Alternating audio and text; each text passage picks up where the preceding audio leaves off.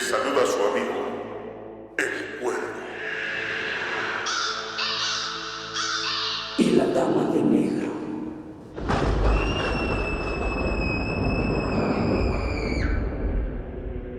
Sean nuevamente bienvenidos a este su canal. La llamada del miedo. ¿Te atreverías a responder?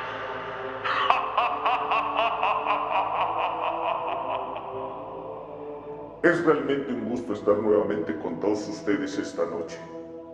Para esta emisión, entregaremos algo de literatura, un cuento del Caballero de Providence. Él, un enigmático escritor que nos adentra también en sus poemas, en ese terror vivo del espejo dúctil que encontramos al alargar la mano hacia una negrura amenazante. Él es Howard Phillips Lovecraft. Mejor conocido como H.P. Lovecraft, fue un escritor estadounidense, el cual nació el 20 de agosto de 1890 En Providence, Rhode Island. y falleció en la misma localidad en marzo de 1937. En su infancia se interesó pronto por la mitología árabe y más adelante por la griega, escribiendo desde muy pequeño cuentos y poemas inspirados en ellas. Su abuelo, que se hizo cargo de su educación tras la muerte de su padre, le introdujo en las historias góticas de terror.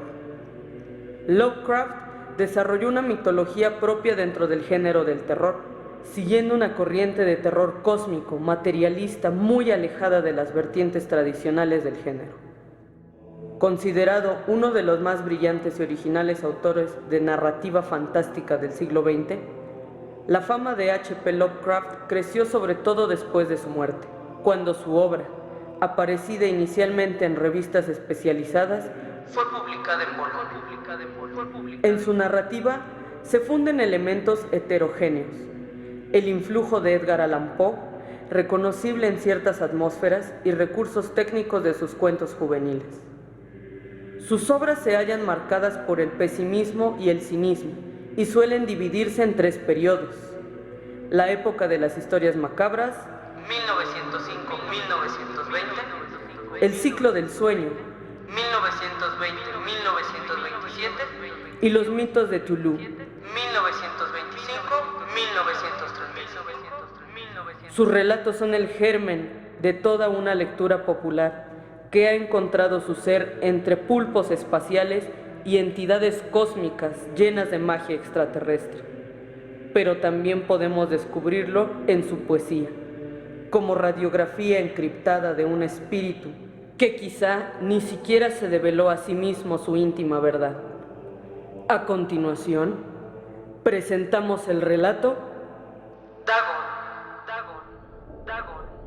Escribo esto bajo una fuerte tensión mental, ya que cuando llegue la noche habré dejado de existir, sin dinero y agotada mi provisión de droga, que es lo único que me hace tolerable la vida.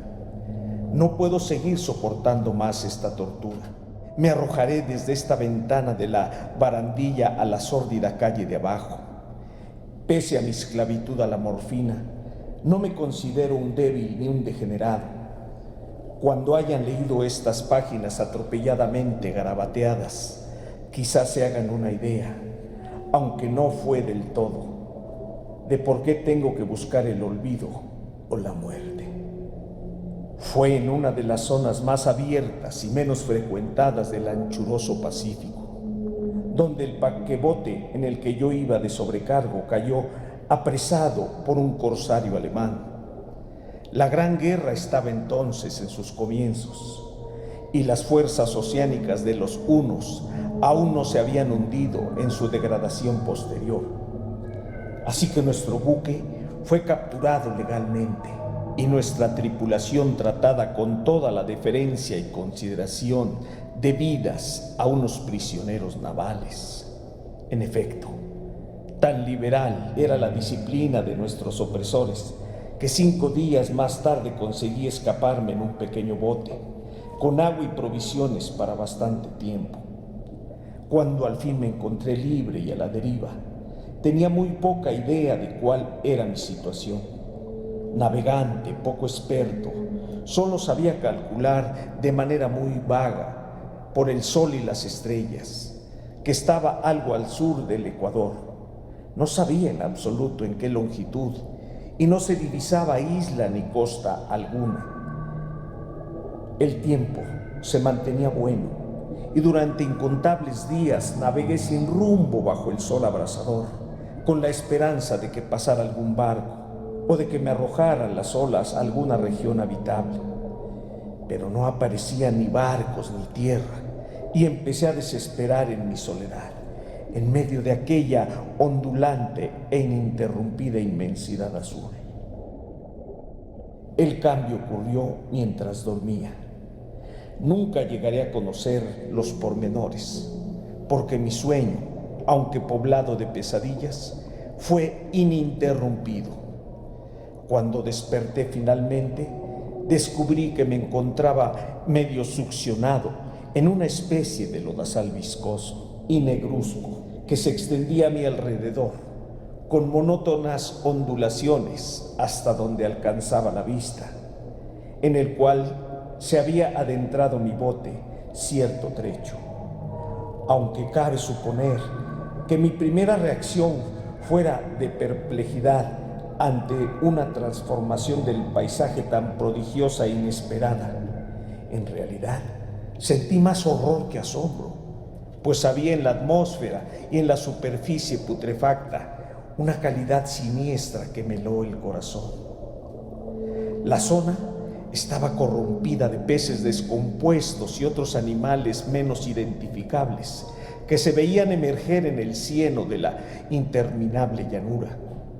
Quizá no deba esperar transmitir con meras palabras la indecible repugnancia que puede reinar en el absoluto silencio y la estéril inmensidad. Nada alcanzaba a oírse, nada había a la vista, salvo una vasta extensión de légamo negruzco. Si bien la absoluta quietud y la uniformidad del paisaje me producían un terror nauseabundo. El sol ardía en un cielo que me parecía casi negro por la cruel ausencia de nubes. Era como si reflejase la ciénaga tenebrosa que tenía bajo mis pies. Al meterme en el bote encallado, me di cuenta de que solo una posibilidad podía explicar mi situación. Merced a una conmoción volcánica, el fondo oceánico había emergido a la superficie, sacando a luz regiones que durante millones de años habían estado ocultas bajo insondables profundidades de agua. Tan grande era la extensión de esta nueva tierra emergida debajo de mí, que no lograba percibir el más leve rumor de oleaje, por mucho que aguzaba el oído. Tampoco había aves marinas que se alimentaran de aquellos peces muertos. Durante varias horas estuve pensando y meditando sentado en el bote, que se apoyaba sobre un costado y proporcionaba un poco de sombra al desplazarse el sol en el cielo. A medida que el día avanzaba, el suelo iba perdiendo pegajosidad, por lo que en poco tiempo estaría bastante seco para poderlo recorrer fácilmente. Dormí poco esa noche y al día siguiente me preparé una provisión de agua y comida a fin de emprender la marcha en busca del desaparecido mar y de un posible rescate. A la mañana del tercer día comprobé que el suelo estaba bastante seco para andar por él con comodidad. El hedor a pescado era insoportable, pero me tenían preocupado cosas más graves para que me molestase este desagradable inconveniente, y me puse en marcha hacia una meta desconocida. Durante todo el día caminé constantemente en dirección oeste, guiado por una lejana colina que descollaba por encima de las demás elevaciones del ondulado desierto. Acampé esa noche y al día siguiente proseguí la marcha hacia la colina, aunque parecía escasamente más cercana que la primera vez que la descubrí. Al atardecer del cuarto día, llegué al pie de dicha elevación, que resultó ser mucho más alta de lo que me había parecido de lejos. Tenía un valle delante que hacía más pronunciado el relieve respecto del resto de la superficie. Demasiado cansado para emprender el ascenso, dormí a la sombra de la colina. No sé por qué, mis sueños fueron extravagantes esa noche, pero antes que la luna menguante, fantásticamente gibosa, hubiese subido muy alto por el este de la llanura, me desperté cubierto de un sudor frío, decidido a no dormir más. Las visiones que había tenido eran excesivas para soportarlas otra vez. A la luz de la luna comprendí lo imprudente que había sido al viajar de ese día. Sin el sol abrasador, la marcha me habría resultado menos fatigosa. De hecho, me sentí de nuevo lo bastante fuerte como para acometer el ascenso que por la tarde no había sido capaz de emprender.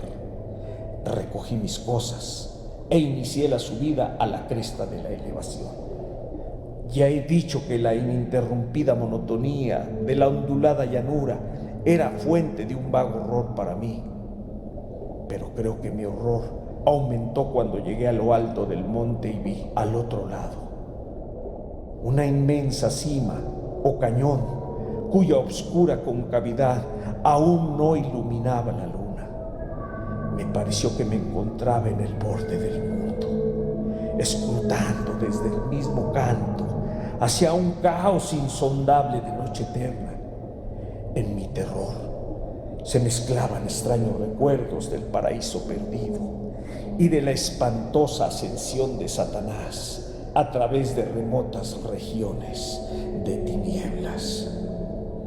Al elevarse más la luna en el cielo, empecé a observar que las laderas del valle no eran tan completamente perpendiculares como había imaginado.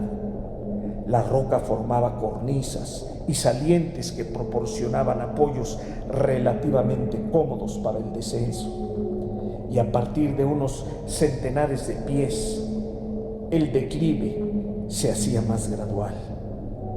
Movido por un impulso que no me es posible analizar con precisión, bajé trabajosamente por las rocas hasta el declive más suave, sin dejar de mirar hacia las profundidades estigias donde aún no había penetrado la luz. De repente me llamó la atención un objeto singular que había en la ladera opuesta, el cual se erguía enhiesto como a un centenar de yardas de donde estaba yo. Objeto que brilló con un resplandor blanquecino al recibir de pronto los primeros rayos de la luna ascendente. No tardé en comprobar que era tan solo una piedra gigantesca, pero tuve la clara impresión de que su posición y su contorno no eran enteramente obra de la naturaleza.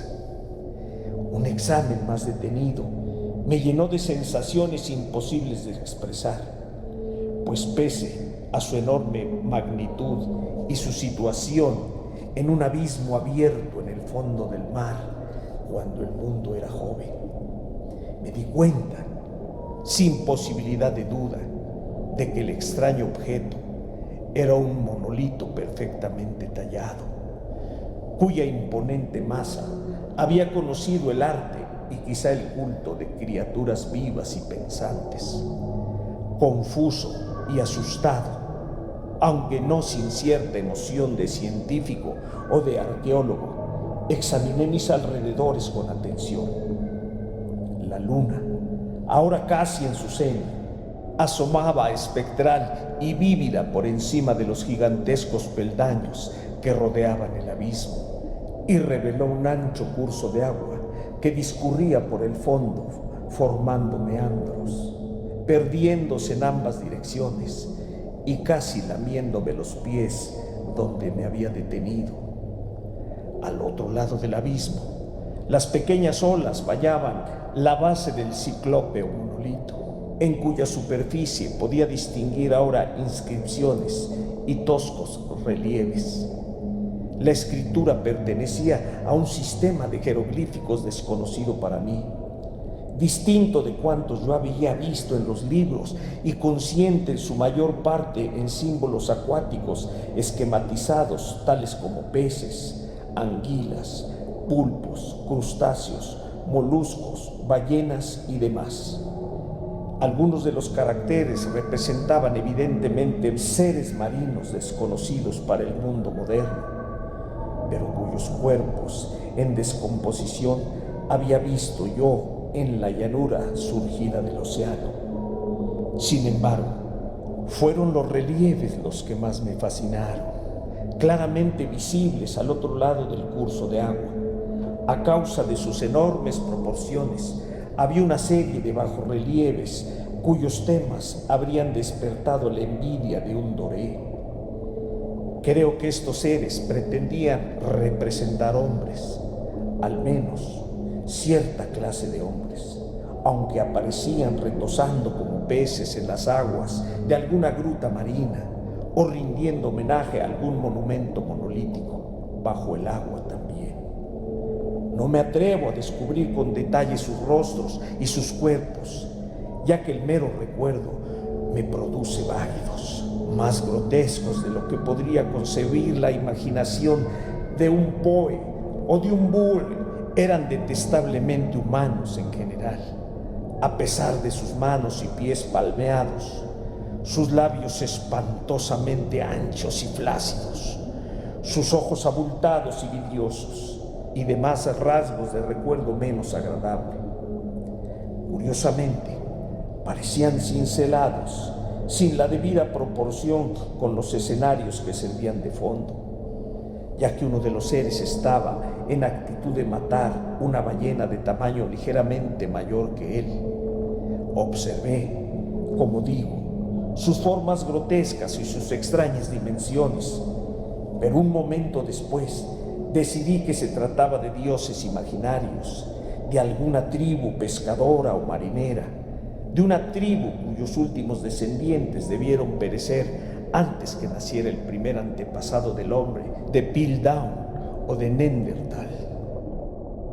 Aterrado ante esta visión inesperada y fugaz de un pasado que rebasaba la concepción del más atrevido antropólogo, me quedé pensativo mientras la luna bañaba con misterioso resplandor el silencioso canal que tenía ante mí. Entonces, de repente, lo vi. Tras una leve agitación que delataba su ascensión a la superficie, la entidad surgió a la vista sobre las aguas oscuras, inmenso, repugnante. Aquella especie de polífemo saltó hacia el monolito como un monstruo formidable y pesadillesco, y lo rodeó con sus brazos enormes y escamosos, al tiempo que inclinaba la cabeza y profería ciertos gritos acompasados. Creo que enloquecí entonces. No recuerdo muy bien los detalles de mi frenética subida por la ladera y el acantilado, ni de mi delirante regreso al bote varado. Creo que canté mucho y que reí insensatamente cuando no podía cantar. Tengo el vago recuerdo de una tormenta poco después de llegar al bote. En todo caso, sé que oí el estampido de los truenos y demás ruidos que la naturaleza profiere en sus momentos de mayor irritación. Cuando salí de las sombras, estaba en un hospital de San Francisco. Me había llevado ahí el capitán del barco norteamericano que había recogido mi bote en medio del océano. Hablé de muchas cosas en mis delirios, pero averigüé que nadie había hecho caso de las palabras. Los que me habían rescatado no sabían nada sobre la aparición de una zona de fondo oceánico en medio del Pacífico, y no juzgué necesario insistir en algo que sabía que no iban a creer. Un día fui a ver a un famoso etnólogo y lo divertí haciéndole extrañas preguntas sobre la antigua leyenda filistea en torno a Dagón, el dios pez. Pero enseguida me di cuenta de que era un hombre irremediablemente convencional, y dejé de preguntar. Es de noche, especialmente cuando la luna se vuelve gibosa y menguante, cuando veo a ese ser. He intentado olvidarlo con la morfina, pero la droga solo me proporciona una cesación transitoria y me ha atrapado en sus garras, convirtiéndome irremisiblemente en su esclavo. Así que voy a poner fin a todo esto, ahora que he contado lo ocurrido, para información o diversión desdeñosa de mis semejantes. Muchas veces me pregunto si no será una fantasmagoría, un producto de la fiebre que sufrí en el bote a causa de la insolación cuando escapé del barco de guerra alemán. Me lo pregunto muchas veces, pero siempre se me aparece, en respuesta, una visión monstruosamente vívida. No puedo pensar en las profundidades del mar sin estremecerme ante las espantosas entidades que quizá en ese instante se arrastran y se agitan en su lecho fangoso, adorando a sus antiguos ídolos de piedra y esculpiendo sus propias imágenes detestables en obeliscos submarinos de mojado granito. Pienso en el día que emerjan de las olas y se lleven entre sus garras de vapor humeantes a los endebles restos de una humanidad exhausta por la guerra. En el día en que se hunda la tierra y emerja el fondo del océano en medio del universal pandemonio. Se acerca el fin. Oigo ruido en la puerta, como si forcejeara en ella un cuerpo inmenso y resbaladizo. No me encontrará. ¡Dios mío! ¡Esa mano! ¡La ventana! ¡La ventana! Esperamos que este cuento los haya sumergido en un mundo desconocido. Asimismo, les deseamos unas muy felices fiestas decembrinas. Recuerden que nosotros somos La llamada del miedo. ¿Te atreverías a responder?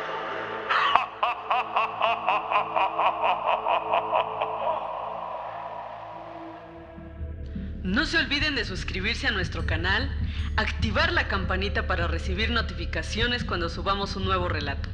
Comenten, compartan y denle like a cada historia. También síganos en nuestras redes sociales. En Facebook e Instagram nos encuentran como La Llamada del Miedo Oficial.